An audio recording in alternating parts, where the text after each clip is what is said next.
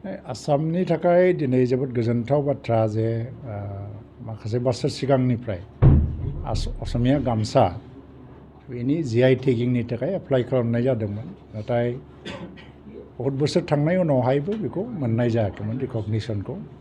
दा registrar of जिअग्राफिकल इन्डिकेशन होननाय मोनसे डिपार्टमेन्ट थायो संस्था थायो चेन्नाइआव बिनि हेडक्वार्टार भारत सरकारनि सिङावनो बिथांमोननि बिथिंनिफ्राय नै दाखालिनि 13 तारिख डिसेम्बर खालि मोनसे लेटार फैदों जे असमिया गामसाखौ GI टेगिं होनाय जासिगोन GI रेजिस्ट्रेशन बेनि मिनिङा जाबाय मा बेखौ अरिजिन बिनि आइडेन्टिटिया आसामानो जाबाय दस्रायाव जानो हाया जुदिও बेखौ बहाबा प्रडाक्शन खालामोबाबो रावबो क्लेम खालामनो हानाय नङा जे बियो जोंनि होननानै थ' क्लेम खालामनायनि अधिकारा आसाम आरो असमिया मानसिफोरनि आखायाव फैबाय बिनि गेजेरजों दा मुलुगनि जेरावखि थाङा बियो बा दखानाव था एबा सोरनिबा न'आव था बेयाव असमिया गामसा होननानै परिचय मोनगोन आर'नाइनि थाखायबो एप्लाइ खालामदों दाबो बे प्रसेसा जोबाखै आरो BTC निफ्राय ब्राउपेटआ बेखौ हयथ'बा खालामदों होननानै आं मिथिदों आरो जोंनि हेन्डलुम टेक्सटाइल डिपार्टमेन्टनिफ्रायबो बेखौ मोनहोनांगौनि थाखाय प्रसेसफोरखौ जोंबो नाजाबाय थादों बबे लेभेलाव जों हेल्प खालामनांगौ दा जोङो हेन्डलुम टेक्सटाइल बिफाङाव मोनसे बिभागाव मोनसे थांखि लादोंमोन मा दाग्रा लुग्रा आइजोफोरनिफ्राय आर'नाइ गामसा बिदिनो बिभिन्न हारिफोरनि गोदोनायाव लाग्रा जि जोमफोरखौ जों बायगोन आसाम सरकारा बिनि थाखाय जोंनो 100 कोटि थाखा होदों हेन्डलुम टेक्सटाइल डिपार्टमेन्टनो दा जोङो 76 कोटि मोननानै दङ आरो बिनिनो 68 कोटि थाखाजों गामसा बायगोन बाखिया गुबुन गुबुन खरस दङ बिनि थाखाय जों दाखालि मोनसे पर्टेल स्वनिर्भर नारि मोनसे पर्टेल लन्च खालामदोंमोन आरो बेवहाय माखासे इन्डिभिजुवेल जि उइभार्स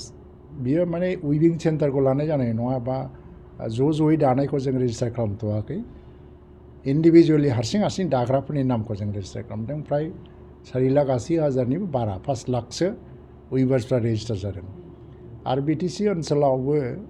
मोनब्रैबो जिल्लायाव बांद्राय गाज्रिथार नङा माने मोजां रोखोमैनो रेजिस्टार जादों बाहायबो मोनबा जिल्लायाव आरो जों बाक्सा जिल्लायाव हाइस्ट जादों BTR ओनसोलाव बिनि उनावहाय गुबुन जिल्लायाव एसे खम बबेबा 17,000 बबेबा 18,000 दा गासैनिफ्रायबो जोङो गामसा आर'नाइखौ बायगोन आरो मोनसे दाम फिक्स खालामखाबाय आरो जेब्लानोखि बिसिनि गामसा आर'नाइफोरखौ जोङो एक्सेप्ट खालामो आरो बेखौ बायनाय जायो अब्लानो लोगो बै व्यक्तिनि बेंक एकाउन्टआव DBT जुगै फैसाया थ्रोब हाबहैगोन फैसा मोननायाव जेबो आंखाल जानाय नङा बिदिजों जोङो दाग्रा लुग्राफोरखौ थुलुंगा होनायनि मोनसे हाबाफारि लादों बेनि अनगायैबो स्किल डेभेलपमेन्टनिफ्राय लानानै डिजाइनिंनिफ्राय लानानै दा जोङो खुन्दुंनि भान्डार BTC ओनसोलावबो खुलिनो थांगासिनो दङ आगोलाव BTC ओनसोलाव खुन्दुंनि भान्डार गैयामोन यार्न बेंक जेखौ होनो आरो खालि बिजनियाव मोनसे दंमोन आरो गरेस्वरथिं बबेबा मोनसेयाव दंमोन आरो मानोबा लानाय जायाखैमोन खिन्थु दा बेहाय आङो मिनिस्ट्रियाव फैनायनि उनावहाय थांखि लादों जे BTC ओनसोलावबो यार्न बेंक खुलिनांगौ दा यार्न बेंकखौ मोनफ्रोमबो जिल्लायाव खुलिनो थाखाय प्रप'जाल जों होनानै दं फाइनान्सियेल एप्रुभेल नांगौ दा हेन्डलुम टेक्सटाइला जाहैबाय जोंनि गामियारि रांखान्थिखौ जौगानायनि गुदि मोनसे रोदा आरो बेखौ जों जौगाहोनो थाखाय गोबां आसुनि लानांगौ दा BTCआबो मोनसे एरि मिशन लादों बे हेन्डलुम टेक्सटाइल डिपार्टमेन्टआ डाइरेक्ट स्टेट गभर्नमेन्टनिफ्राय जेबो मावाब्लाबो बेवहाय जेनेबा गभर्नमेन्ट अफ इन्डियानिफ्राय फैसा फैगोन आरो गभर्नमेन्ट अफ इन्डियानिफ्राय फैसा फैयोबा जोंनि डिपार्टमेन्टनिफ्रायबो डिपार्टमेन्टेलि माखासे बिबान दङ मावनांगौ ओंखायनो बे बिथिङाव जोङो गोबां खामानि मावनो थाखाय हाबाफारि लादों माखासे प्रजेक्टफोरबो बानायनो हाबाफारि लादों बे समाव नैबे गामसाया दिनै मोनसे गनायथि मोनजेननाय जाबाय GI रेजिस्ट्रेशन मोनजेननाय जाबाय लासैनो हयतोबा आर'नाइयाबो मोनलांगोन मोनसे मिजिं थिदों जों नाजाबाय थादों आरो बेबायदि जायोबा दानाय लुनाय फोथाराव जोङो बेखौ दाग्रा लुग्राफोरखौ माने मदद होनायजोंनो जोंनि जि बस्त्र शिल्प होनो जे मोनसे दानाय लुनाय जि मोनसे कालचार ट्रेडिशन बेखौ जों रैखा खालामनो हागोन सार नैबे समाव गोबां लाइमोनफोरा जिहेतु गावनि न'आव खुलिनानै उइभिं खुलिनानै दा जि दानाय हाबाफारियाव नांथाबना दंबाय थायो बिसोरखौ फैबाय थानाय समाव सरकारनिफ्राय माबा मोनसे हेफाजाब दा बियो दा इन्डिभिजुवेल लेभेलाव जोंहा दा माने गभर्नमेन्ट हिसाबै डाइरेक्ट ग्रेन इन एड सिस्टेमफ्रा खुब खम जोङो मा खालामो सोरबा जुदि ट्रेनिङाव पास खालामो सार्टिफिकेट हल्डार जायो बिसोरनो वार्किं एमाउन्ट जों होयो 5,000 थाखा होयोमोन आरो थातसाल होयोमोन बेनिफ्राय बेनि उनावहाय मोनसे जायो मा जोङो एक्सप' खुलिना होयो एक्सप' बानायो बा ट्रेड फेयार बानायो बावहाय बिसोरखौ गाव गावनि दानाय लुनायखौ फाननो थाखाय खाबु होनाय जायो थ' बे हेन्दलुम टेक्सटाइला आनअर्गानाइज सेक्टर आरो बिनि बिजनेसखौ जों डिपार्टमेन्टआ मावा नाथाय जों मदद होयो नाथाय देग्लायनिफ्राय जोङो खालि माने इन्डिभिजुवेलनोल' नङालासिनो एन्टारप्रेनियर्स लेभेलावबो